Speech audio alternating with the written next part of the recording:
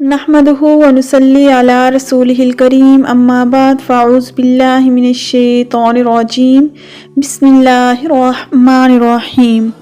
صحیح بخاری جلد سوم حدیث نمبر 1280، نماز کے بعد دعا پڑھنے کا بیان۔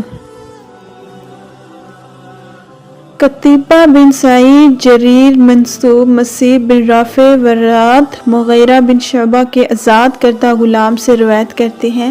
انہوں نے بیان کیا کہ حضرت مغیرہ رضی اللہ تعالیٰ عنہ نے معاویہ بن ابی سفیان رضی اللہ تعالیٰ عنہ کو لکھ کر بھیجا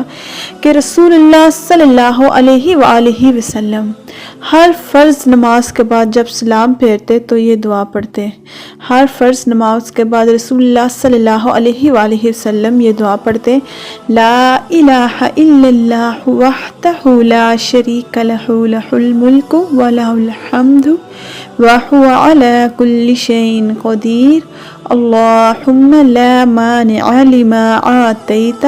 ولا معطی لما منعت ولا ينفع ذا الجد منک الجد۔ اور شعبہ نے منصور سے روایت کیا ہے، رسول اللہ صلی اللہ علیہ وآلہ وسلم ہر فرض نماز کے بعد یہ دعا پڑھتے: لا الہ الا اللہ وحدہ لا شریک لہ، لا الہ الا اللہ، اللہ کے سوا کوئی معبود نہیں، وحدہ لا شریک لہ، وہ اکیلا ہے، اس کا کوئی شریک نہیں، لا شریک لہ، اس کا کوئی شریک نہیں، لہ الملک، اور وہی مالک ہے ہم سب کا، ولہ الحمد، اور تمام تعریفیں اسی کے لیے ہیں، وَلَهُ الْحَمْدُ وَهُوَ عَلَىٰ كُلِّ شَيْءٍ قدیر، اور وہ ہر چیز پر قادر ہے۔ اللہم لا مانع، اے اللہ جسے تو منع کر دے، لما آتیت، یا جسے تو عطا کر دے، ولا معطی لما منعت، جو تو روک لے اسے کوئی دینے والا نہیں، ولا ينفع ذا الجد منک الجد، اور تیرے مقابلے کسی مالدار کو اس کا مال نفع نہیں دے گا۔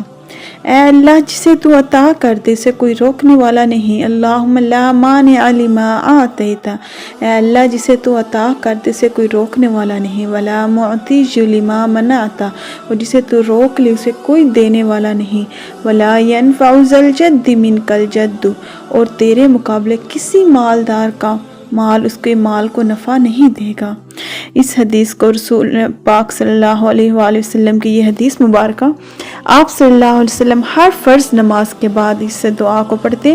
کہ اللہ تعالیٰ کے سوا کوئی معبود نہیں اور اس کا کوئی شریک نہیں، وہی ہم سب کا مالک ہے، تمام جہان کی تعریفیں اللہ کے لیے، اللہ تعالیٰ ہر چیز پر قادر ہے۔ اے اللہ جسے تو عطا کر دے اسے کوئی روک نہیں سکتا، اور جسے تو نہ دے اسے کوئی دے نہیں سکتا، اور تیرے مقابلے کسی کا مال اس کے مال کو نفع نہیں دے گا۔ صحیح بخاری حدیث ہے۔ صدق اللہ العظیم۔